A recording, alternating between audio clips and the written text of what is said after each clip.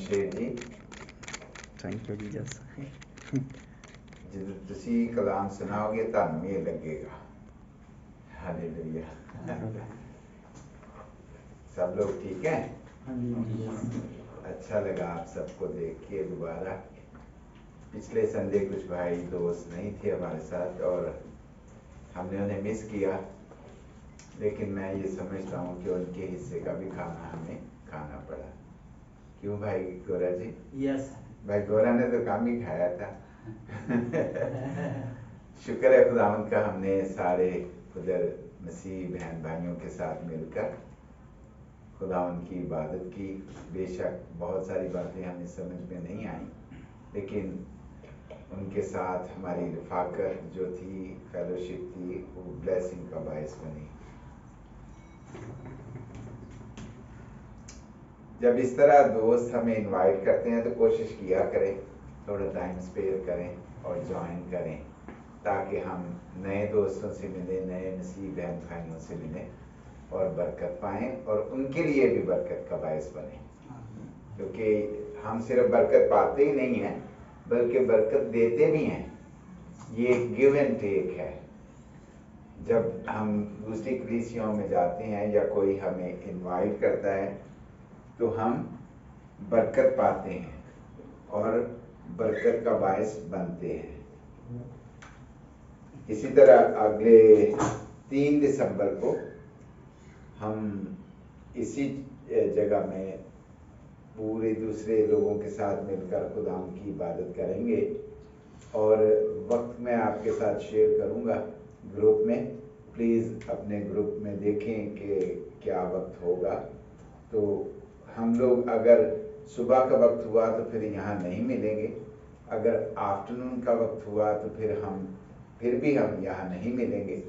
फिर हम उसी दिन संडे को उसी वक्त में इकट्ठे इबादत करेंगे, ताकि जो दोस्त संडे को सुबह को यहाँ आ जाएं तो फिर वो हो सकता है कि इतना वेट ना कर पाएँ और वो चले जाएं।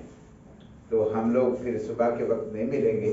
हम लोग जब उनकी इबादत का वक्त होगा उसी वक्त इकट्ठे होंगे और सब मिलकर खुदा उनकी शुक्रगुजारी करेंगे।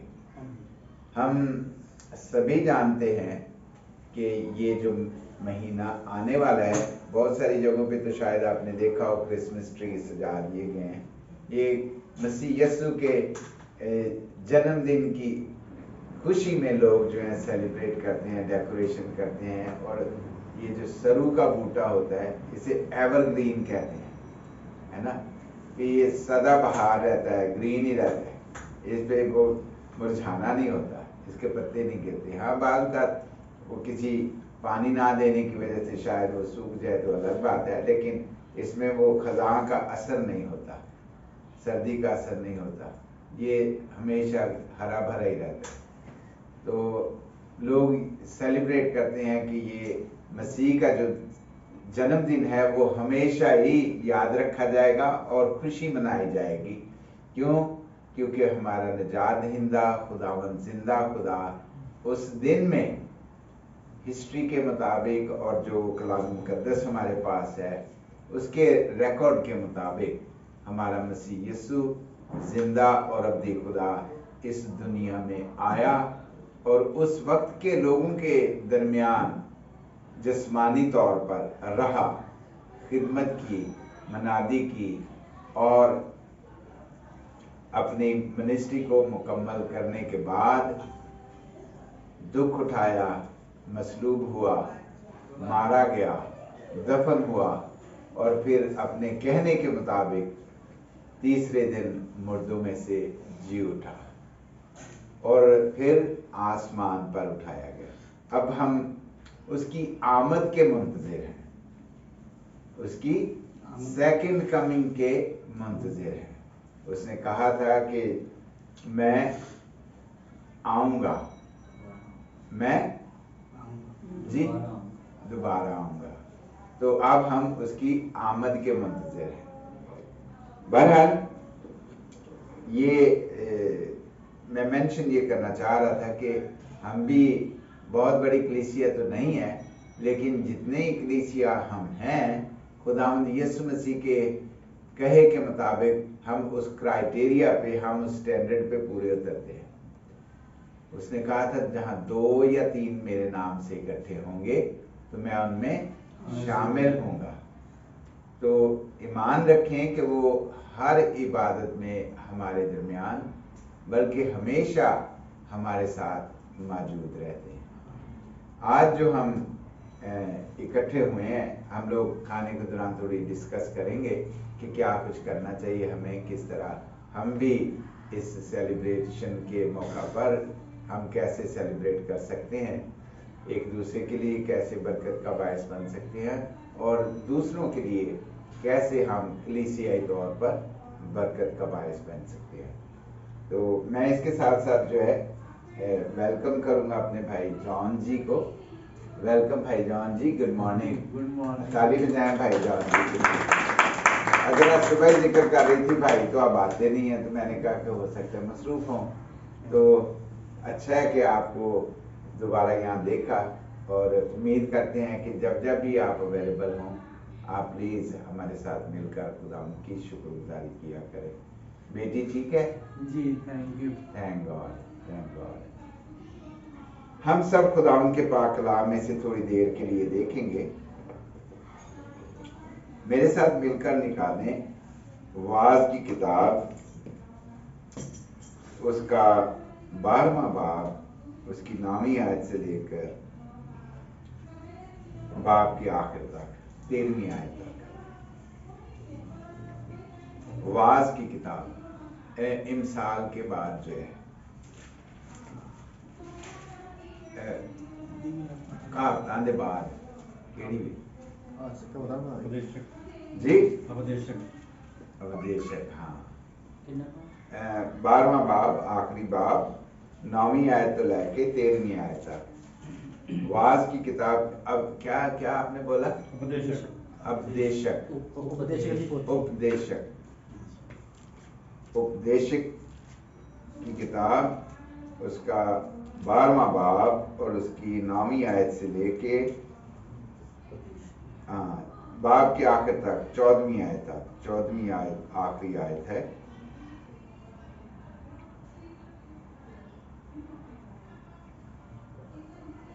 कभी ऐसा हुआ है आपने एक आयत दोबारा फिर शेयर की हो किसी के साथ? मतलब ग्रीटिंग भेजते हैं तो हम बार बार तकरीबन वही देखते हैं आयत, और आपने इग्नोर की हो आयत, भी नहीं देखी है तो पहले ही पढ़ी। कभी ऐसा हुआ होता है ना ऐसा? ये नहीं है कि हम उसे याद करें और फिर उसे वही तरजीह दें जो हमने पहली दफा देखी थी या सुनी थी, लेकिन हम लोग शायद अच्छा नहीं समझते कि यार पहले भी देखी आए, पहले भी पढ़ी है, तो फिर वही आए भेज देते यार, बंदा तो वही भेज रहा है। एक्चुअली ये कलाम देखें, ये भी बहुत साल पहले जैसा हमारे हाथों में आया, जब तक मुझे इल्म है लगाने के 7-8 साल के बाद जो आदमी या बच्चा जो है थोड़ा बहुत पढ़ सकता है, तो जब से देख रहे हैं वही है, और वही आयत हैं, वही खोलते हैं, वही पढ़ते हैं और बरकत पाते हैं, है ना?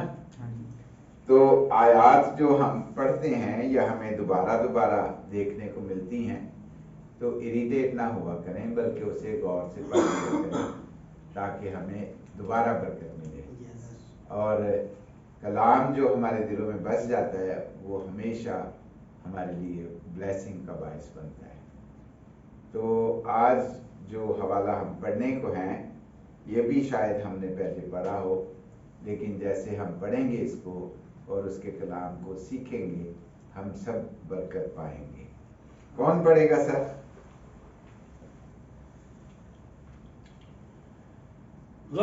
अर्ज़बक वाज दानिशमंद था, उसने लोगों को तालीम दी, हाँ उसने बखूबी गौर किया और खूब तजवीज़ की और बहुत सी मिसालें करतीना से बयान की।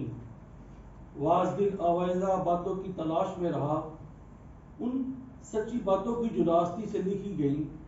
दानिशमंद की बातें पेड़ों की मानिंद हैं और उन घुटनियों की मानी जो सहबान मजलिस से लगाई हों और जो एक ही चरवाहा की तरफ से मिली हों।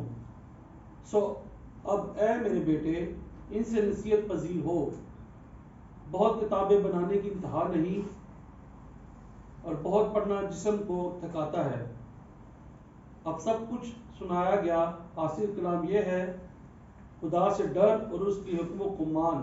इंसान का फर्जी कुली यही है, क्योंकि खुदा हर एक फेर को हर एक पोशीदा चीज के साथ ख्वाह भली हो ख्वाह बुरी अदालत में लाएगा। आमीन। आमीन।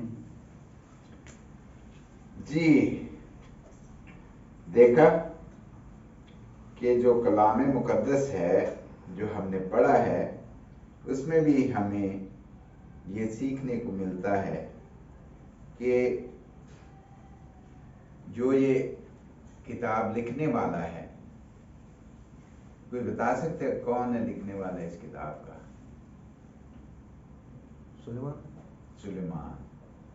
सुलेमान एक्चुअली नाम नहीं लिखा गया किताब मुकद्दस में, लेकिन लिखा है कि दाऊद के बेटे, वाज की बातें।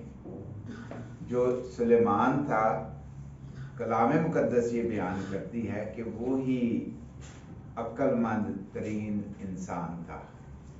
सुलेमान बादशाह, दाऊद का बेटा, जो कि उस औरत से पैदा हुआ जो पहले ऊरिया की बीवी थी। और खुदा जो है बड़े अजीब तरीकों से काम करता है, जिसकी बाज़ औक़ात हमें समझ आती है, बाज़ औक़ात नहीं आती। लेकिन जब हम खुदा के कामों पर गौर करते हैं तो हम इस काबिल होते हैं कि हम उसकी शुक्रगुजारी करें और उसकी महिमा करें, उसकी तारीफ करें। खुदा जो जिंदा और अब्दी खुदा है, जो कि हर एक चीज का बनाने वाला है और जिसने हर एक चीज को बनाया कि उसकी बढ़ाई हो। हम इज़ाया की किताब में भी पढ़ते हैं और फिर हम थस्सलुनीकियों की कलीसिया के नाम जो खत लिखा गया उसमें भी हम पढ़ते हैं कि जो कुछ भी बनाया गया वो इसीलिए बनाया गया कि उससे खुदा के नाम की सिताइश हो, खुदावंद के नाम को इज्जत और जलाल मिले।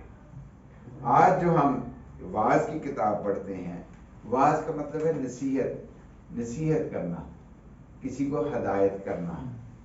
तो ये जो हदायत की किताब है जो आज हमने पढ़ी, हमें ये किताब मुकद्दस बताती है, या हिस्टोरियन जो है वो बयान करते हैं कि इस किताब का लिखने वाला सुलेमान था, जो कि दाऊद का बेटा था।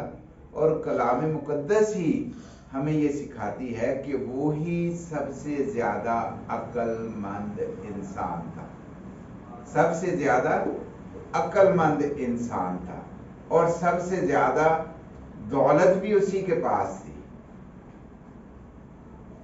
अक्लमंदी और दौलत, ऑफ कोर्स जब हम अक्लमंद होते हैं तो हमें दौलत भी मिलती रहती है। क्यों, कैसे, क्या हम सब अक्लमंद हैं? बता सकते हैं हम सब अक्लमंद हैं कि नहीं? है। हाँ है।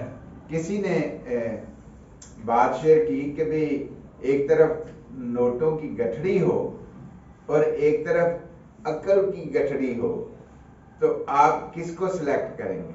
जरा जवाब देंगे, थोड़ी देर गौर कर लें, अच्छा जवाब देना सही। अकल को। हाँ सही सही दियो जवाब दिया। बाद किते नोटा नहीं गठी ना बह जाए। क्योंकि अट्रैक्शन जो है ना, कशिश जो है नोटों में है, तो लोग बेवकूफ़ी जो करेंगे तो वो उधर जाएंगे। जो हिकमत से भरपूर होगा वो खुदा की कलाम की तरफ मुतवज्जा होगा। नहीं, अकल से जो काम लेगा एक अकल का बैग है और एक नोटों का बैग है। तो आप में कौन है जो सही जवाब दे सकते? किसको पकड़ेंगे आप? अकल को ही पकड़ेंगे। हाँ सब अकल को ही पकड़ेंगे।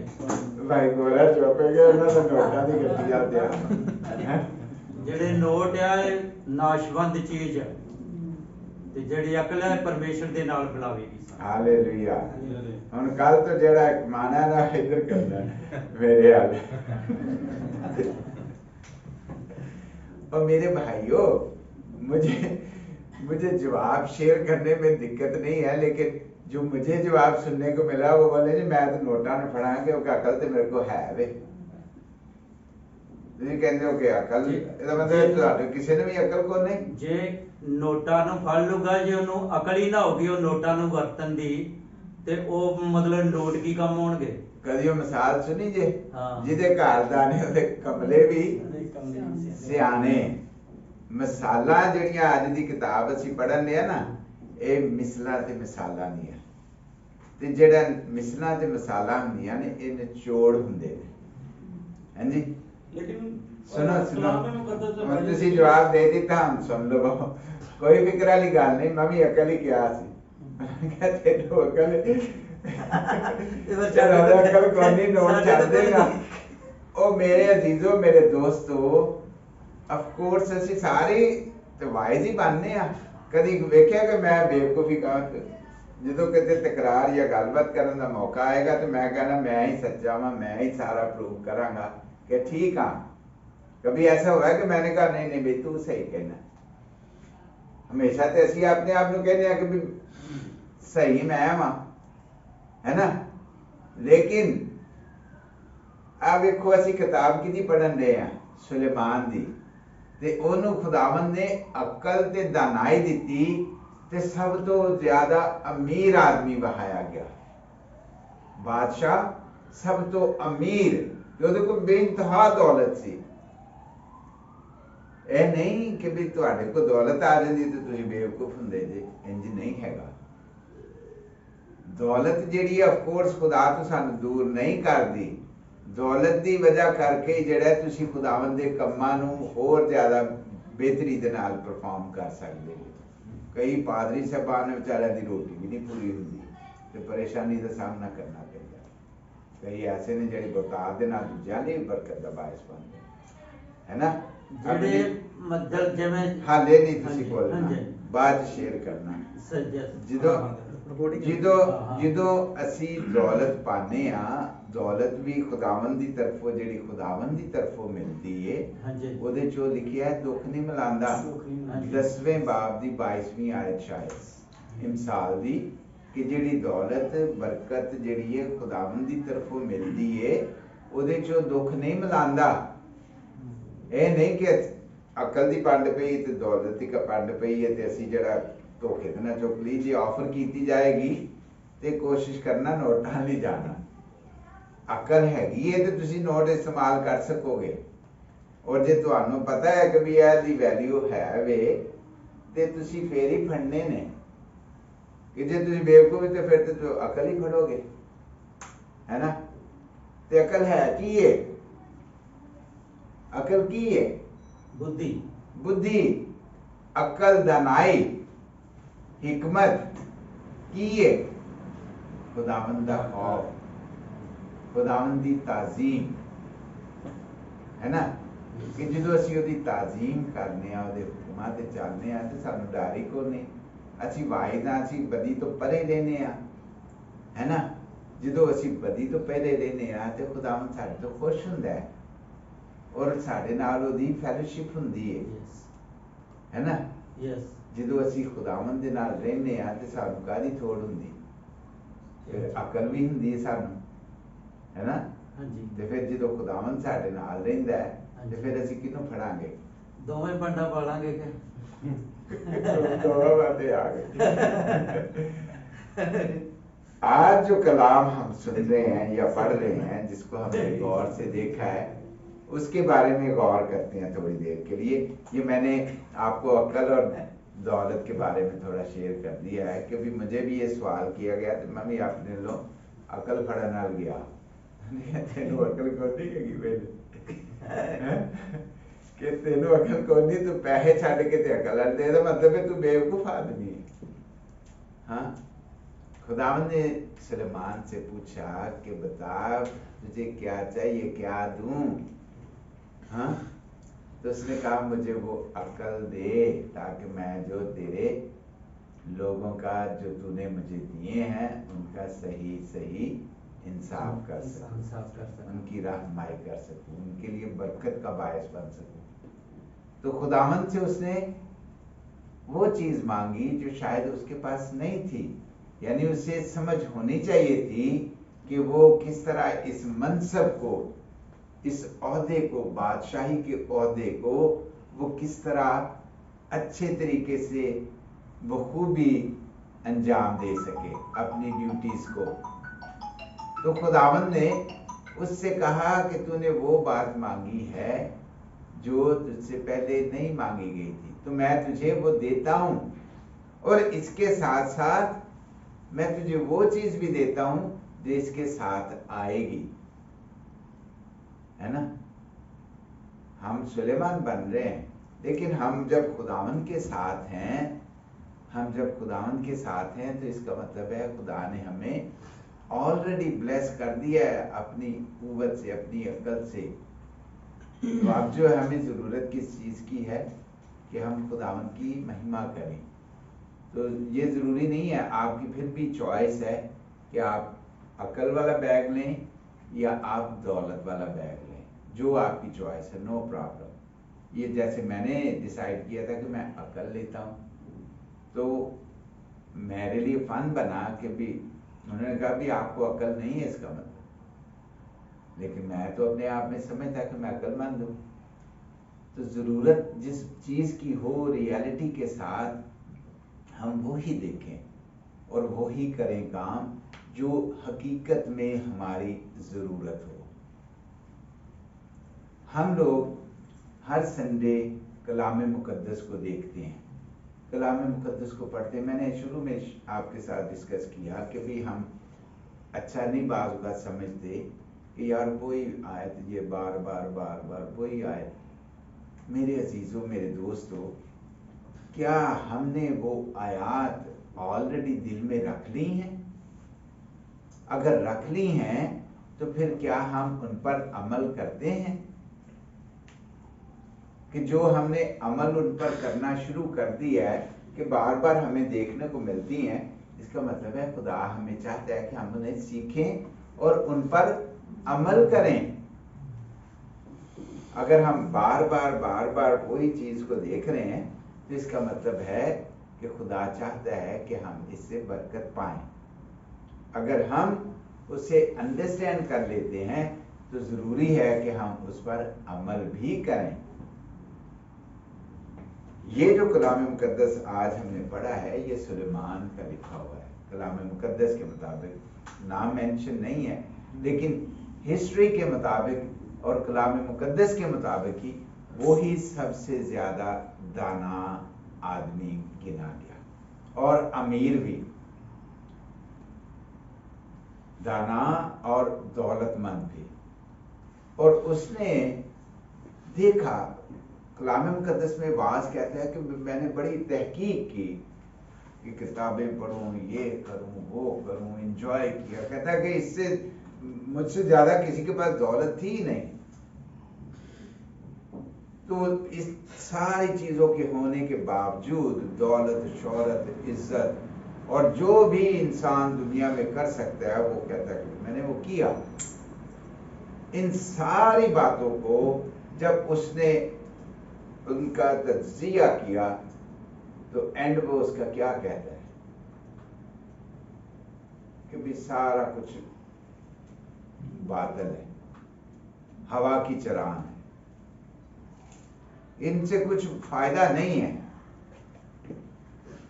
हमें जब हमारे पास दौलत हो, हमारे पास अकल हो, कहता है अकल भी मेरे पास थी बड़ी, दौलत भी थी बड़ी, मैंने वो हर काम किया जो इंसान दुनिया में कर सकता है, यानी एंटरटेनमेंट, एंजॉय, मौज मस्ती, ये सारी वो काम उसने किए। और हासिल कलाम एंड में इस किताब के, इसको वाज की किताब, अक्लमंदी की किताब कहा जाता है, नसीहत की किताब कहा जाता है कि मेरे और आपके लिए नसीहत मिले, इससे हमें हदायत मिले, हमारी रहनुमाई हो ताकि हम उसको फॉलो करें। तो जब हम इसको फॉलो करते हैं तो हमें बरकत मिलती है। क्या आप अपने माँ बाप की बातों को याद रखते हैं? कभी दिल में आया कि ये मामा ने या पापा ने बात सिखाई थी? कभी ख्याल आया कि जो कोई बात आप करने जा रहे हो और आपको वो याद आ जाए कि मेरे मामा या पापा ने ये मुझे सिखाई थी? जब हमें वो बातें याद आती हैं जो हमारे माँ बाप हमें सिखाते हैं, तो फिर हम उनको फॉलो करते हैं और फिर बरकत पाते हैं। कारोबारी मामलात में, दुनियावी मामलात में, फैमिली मामलात में जब हम उन मराहल से गुजरते हैं, तो जो हमें या हमने देखा हो अपनी फैमिली में, घर में, हमारे टीचर्स ने हमें सिखाया हो, तो जब हम उन्हें फॉलो करते हैं, प्रैक्टिकली उनका इस्तेमाल करते हैं, तो हम बरकत पाते हैं। ये जो नसीहत की किताब जो है, जो हमारी हदायत की किताब है, जब हम इसको पढ़ते हैं तो हमें बहुत सारी चीजें देखने को मिलती है। एक आयत ऐसी भी है कि एक शहर में कोई जंग हुई और जंग में जो है ऑफ कोर्स कोई ऐसा आदमी था जिसको, गरीब आदमी, तो उसने सलाह दे दी कि भाई जी इंज कर लो तो फिर जरा ना असी फतह पावांगे। माड़े बंदे की गल थोड़ी देर ली काम आ गई, लेकिन बाद च इग्नोर हो गया माड़ा बंदा। यानी उसकी वैल्यू को नहीं, उसकी बात जो है वो काम तो आ गई, लेकिन फिर उसको इग्नोर कर दिया गया। लेकिन अगर कोई मालदार होता तो ऑफ कोर्स उसकी वैल्यू होती। जरूरी नहीं है कि सिर्फ जो मालदार लोग होते हैं वही अकलदाना होते हैं, लेकिन लिखा यह गया है कि माड़े बंदे की गल भी कोई नहीं होती, कोई एडी कदर नहीं की जाती। यानी इस दुनिया में रहते हुए हमें जो चीजों की जरूरत है वो खुदा हमें मुहैया करता है। कभी ऐसा देखा हो खुदा के कलाम की हमें जो प्रैक्टिकल करते हैं, तो जो उसके कलाम में लिखा कभी पूरा ना हुआ। कलाम मुकद्दस सिखाता है कि कल की फिक्र ना करो, लेकिन हम कल की फिक्र में रहते हैं, है ना? हम लोग कल की फिक्र में ही रहते हैं और आज का दिन जो होता है उसे हम बर्बाद कर लेते हैं। जो आज का दिन है, लिखा है कि आज के दिन में जो हम लोग जी रहे हैं ना, हमें इसमें आज ही का दुख काफी है। यीशु की तालीम है ये कि हम कल की फिक्र ना करें, आज के लिए दिन जो है अपनी फिक्र आप कर लेगा। कि जो हमारी जरूरतें हैं, मसलन हवा, हमारी ऑक्सीजन हमारी जरूरत है, मेन जो है जिंदा रहने के लिए, तो खुदा ने मुहैया कर रखी है ना? खुदा हमें मुहैया कर रहा है बगैर किसी पैसे के, बगैर किसी लागत के। खुदा हमें ऑक्सीजन मुहैया कर रहा है। चलना फिरना है, ऑफ कोर्स जब चलने फिरने की जरूरत, तो वो भी खुदा ने हमें बॉडी मुहैया कर रखी है।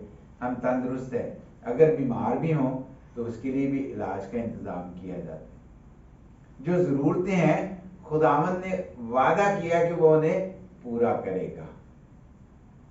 बहुत सारे ऐसे होते हैं जिनके पास अखराजात, यानी उन जरूरतों को पूरा करने के लिए अखराजात या माली तौर पर वो स्ट्रॉन्ग नहीं होते, लेकिन खुदा उनके लिए भी किसी ना किसी तरीके से इंतजाम करता है। हम लोग ये पहला एक्सपीरियंस नहीं है, पहले भी हम एक्सपीरियंस कर चुके हैं। बाद वक्त हम दोस्तों को, फैमिलियों को जानते भी नहीं, लेकिन खुदा उनके लिए हमारे दिलों में प्यार को भरता है कि हम उनके लिए बरकत का बायस बने और खुदावंद की शुक्रगुजारी करें, है ना? कि हम दूसरों के लिए बरकत का बायस बनते। क्यों? क्योंकि खुदावंद ने हमें बरकत दे रखी होती, इसीलिए कि हम दूसरों के लिए बरकत का बायस बने। कलाम मुकद्दस जो वाज हमें सिखाता है वो ये सिखाता है कि ये माल और दौलत और जितनी भी शोहरत और जो भी कुछ है, ये इनका हिसाब होगा। हम लोग अकाउंटेबल हैं, हम लोग अकाउंटेबल हैं कि जो भी कुछ हमारे पास है या जो भी हम करते हैं, खुदावंद उनको हिसाब में लाएगा। कहते इत्थे ही भुगत लैनी है, इस दुनिया ते ही असी भुगत लेने हैं। हम दूसरों के लिए तंबीह का बायस बनते हैं, बरकत का बायस बनते हैं और तंबीह का बायस भी बनते हैं। कैसे बरकत और कैसे तंबीह? लोग सीखते हैं हमारी जिंदगियों से।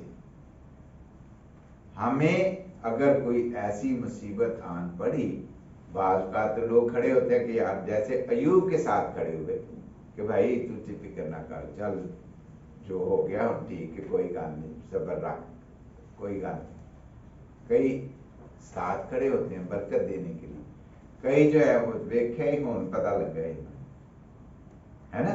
ऐसे भी हमने सुना है, देखा है कि लोग मजाक उड़ाते हैं कि होन पता लगा। मेरे अजीजों, मेरे दोस्तों, जो कुछ भी हम खुदावन के पाक कलाम में से पढ़ते हैं वो मेरे और आपके लिए रहनुमाई का बायस बनता है। जिस तरह हम अपने माँ बाप की बातों को याद रखते हैं या जो देखा है उन्हें याद करते हैं, तो वो हमारे लिए रहनुमाई का बायस बनता है ताकि हम ठोकर ना खाएं। इसी तरह कलाम मुकद्दस को जिसे हम पढ़ते हैं, अगर हम याद रखते हैं प्रैक्टिकली तौर पर, तो हमारे लिए बरकत होती है।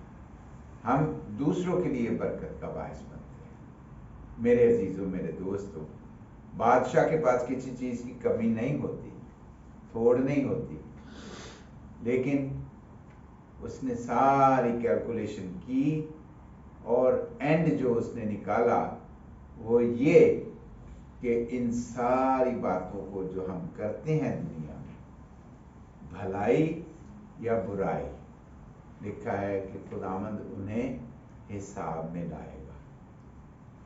और फिर क्या करने के लिए कहा गया है? उसने कहा है कि भी खुदावंद से डर और बदी से किनारा कर। खुदावंद से डर और बदी से किनारा कर। खुदावंद का खौफ क्या है? ये है दानाई।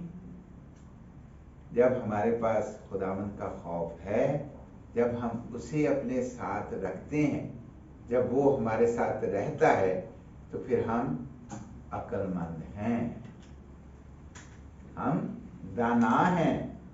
तो अक्लमंदी पहले आ गई और फिर दौलत। अगर आप दाना हैं तो फिर आप उस बैग को लेंगे जिसमें आपकी जरूरतों का सामान है। अगर आप दाना नहीं हैं तो फिर आप ऑफ कोर्स उस बैग को लेंगे जिसको आपको पता नहीं है कि भी है क्या। अक्लमंदी ले ली और फिर उसको इस्तेमाल नहीं करना आया। अगर अक्लमंद हैं तो फिर आप दौलत को भी इस्तेमाल कर सकेंगे। लेकिन अगर आप अक्लमंद नहीं हैं तो फिर ऑफ कोर्स दौलत तो आपने छोड़ दी और वो बैग ले लिया जिसको आप इस्तेमाल नहीं कर सकते, है ना। जरूरी है कि आपके पास जो चीज नहीं है वो लें, चाहे वो दौलत है चाहे वो अक्लमंदी है। तो आप कौन सा बैग लेंगे? दोनों ही। एक तो आपके पास है, आप तो वही लेना है ना जो नहीं है ना। अक्लमंदी तो खुदा ने हमें दे रखी है, दानाई दे रखी है। जब वो हमारे साथ है तो हम अक्लमंद हैं, हम तो खुशी मनाते हैं। हमें दूसरी आमद के लिए हम तो मुंतजिर हैं उसके कि खुदावंद हमारा खुदा बादशाहों का बादशाह आने वाला है और हम उसके लिए हर वक्त तैयार हैं। अगर मसीह खुदावंद हमारे दिल में बसता है तो we are ready any time. हम उसके मुंतजिर हैं। जब मुंतजिर है इसका मतलब है वी आर रेडी, हमने सारी प्रेपरेशन कर ली हुई है। जब मसीह यीशु ने आना है तो हम लोग ये नहीं कि तेल ढूंढने निकलने चले जाएंगे कि भाई मैं तेल फाड़ लिया मेरी बोझ ना जा। भाई पहले आज हुण वक्त है ना, अब तैयारी करके रखें। हमें पता है कि उसने आना है, तो जब उसने आना है तो फिर हम क्यों स्लो हो जाएं, लेजीपन करें कि यार कल आ जाएगा, परसों करना। आज ही वो दिन है। लिखा है कि देखो आज है निजात का वक्त, आज ही कबूलियत का दिन है। मेरे अजीजों, मेरे दोस्तों, कलाम मुकद्दस जिसे हम रोज पढ़ते हैं या दोबारा दोबारा हमें देखने को आयात मिलती हैं, तो वो हमारे लिए बरकत का बायस हैं, जिन्हें हम याद कर सकते हैं। जब हम याद कर सकते हैं तो वो हमारे लिए ब्लेसिंग ही ब्लेसिंग है, अक्लमंदी ही अक्लमंदी है। और जब नोटों का बैग मिलेगा तो वो भी ले लेंगे। सबसे जरूरी खुदावंद की खुशी है हमारे लिए। ऑफ कोर्स उसकी खुशी है हमारे दिलों में, तो फिर हमें किसी चीज की कमी नहीं है। हमारे पास दौलत भी है, हमारे पास शोहरत भी है, हमारे पास माँ बाप भी हैं, बहन भाई भी हैं, हमारे बाल बच्चे हैं, हमारी फैमिली हैं, सब कुछ है हमारे पास। तो कमी तो जिस चीज की हो हम उसे जरूर लें। और सबसे जरूरी बात, हमारे दिलों में तसल्ली और इत्मीनान होना चाहिए। अगर हमारे पास ये दो चीजें नहीं हैं तो हमारी दौलत भी किसी काम की नहीं, और जो हम डिक्लेयर करते हैं कि अक्लमंदी है, तो वो भी नहीं है हमारे पास। अक्लमंद आदमी हमेशा सोच समझ और सलाह मशवरे के साथ चलता है। जो भी वो फैसला करेगा उसे पता है कि this is going to be my future tomorrow. जो हम आज फैसला करते हैं वो हमारा कल फ्यूचर बनेगा, है ना। कि जो आज हम प्लानिंग करेंगे वो हमारी कल का रिजल्ट निकलेगा, वो फ्यूचर बनेगा। तो जरूरी है कि हम जो भी प्लानिंग करें, जो भी इरादा करें, खुदावंद के कलाम की रोशनी में, एक दूसरे की सलाह के साथ। लिखा है सलाहकारों की कसरत में क्या है पता नहीं है, भलाई है। सलाहकारों की कसरत में भलाई है। जब हम सलाह लेकर निकलते हैं तो हम फतह पाते हैं। क्यों? क्योंकि सलाह हम किससे लेंगे? बेवकूफ आदमी से नहीं। हम जो हमसे समझते हैं कि ये हमारा खैर ख्वाह है या हमारा तल्लुक वास्ते वाला है, जिसे हम आजमा चुके हैं, हम सलाह उसी से लेते हैं। हम बेवकूफ आदमी से सलाह नहीं लेते। कभी ऐसा हुआ है कि जो जिसे हम फन करते हैं, जिसका फन करते हैं, जिसका मजाक उड़ाते हैं, जिसे हमेशा हम समझते हैं कि इन्हें नहीं पता कोई, कभी हम गए उसके साथ सलाह लेने? हम सलाह हमेशा उस आदमी से तलब करते हैं। जैसे फर्ज करें तो बीमार होता है तो वो किसके पास जाएगा? टीचर के पास के डॉक्टर के पास? ऑफ कोर्स डॉक्टर के पास जाएगा। यानी हमें ये पता है कि कहां से हमें शिफा मिलनी है, कहां से हमारा इलाज होना है, टीचर से या डॉक्टर से। तो मेरे दोस्तों, मेरे अजीजों, हम खुदावंद के कलाम को याद रखें और फिर उस पर अमल करें। याद रखने से मुराद ये है कि हम उस पर अमल करें, फिर ही हमें बरकत और तसल्ली और इत्मीनान हासिल होता रहेगा। अगर हम खुदावंद के कलाम को इग्नोर करते हैं तो फिर ये जिंदगी तो हमारी चल रही है, हम ऐशो इशरत कर सकते हैं, मौज मस्ती कर सकते हैं, लेकिन ये याद रखें कि इन सारी बातों का हमें हिसाब देना है। भली हो या बुरी हो, दोनों के लिए हम अकाउंटेबल हैं, हम उनके हिसाब देने वाले हैं। तो जो भी हम करते हैं याद रखें कि खुदावंद हमें देख रहा है। क्यों? क्योंकि हमारे ईमान के मुताबिक वो हमेशा हमारे साथ है। जब खुदावंद हमारे साथ है तो मैं ईमान रखता हूं कि हम बुराई कर नहीं सकते। लिखा है कि जो खुदा से पैदा हुआ है वो गुनाह कर नहीं सकता, है ना। जो खुदावंद का कलाम है वो हमारी राहों के लिए रोशनी और हमारे कदमों के लिए चिराग है। जिंदा और अब्दी खुदा का कलाम जो हम आज पढ़ते हैं, और जिसने ये लिखी वो सबसे ज्यादा अक्लमंद आदमी था। खुदा ने उसे अक्लमंदी अता की और उस अक्लमंदी के साथ साथ उसे मालदार आदमी भी बनाया, दौलतमंद शख्स बनाया। ये उसका है रिजल्ट कि उसने ये सारा निचोड़ निकाल लिया कि भाई इन सारी चीजों से, इन सारी बातों से कुछ फायदा नहीं है। सिर्फ फायदा इसमें है कि हम खुदावंद से डरें और बदी से किनारा करें। जब हम बदी से किनारा करते हैं तो खुदावंद हमें बरकत देता है, हम मसीह के गवाह बनते हैं, हम दूसरों के लिए बरकत का बायस बनते हैं। खुदावंद का खौफ हिकमत का शुरू है। जब हम उसका खौफ रखते हैं दिलों में तो हम समझें कि अक्लमंद हैं, उसकी दानाई हमें मिल चुकी है। यही है खुदावंद का खौफ। ये नहीं है कि खुदावंद ऊपर है तो हम कांपते रहें। एक्चुअली खुदावंद का खौफ है उसकी ताजीम, उससे मोहब्बत, उससे मोहब्बत खुदावंद का खौफ है। जब हम उससे मोहब्बत करते हैं तो हम बदी से किनारा करते हैं। हासिल कलाम ये है कि हम खुदा के कलाम को हमेशा याद रखें और उस पर अमल करें।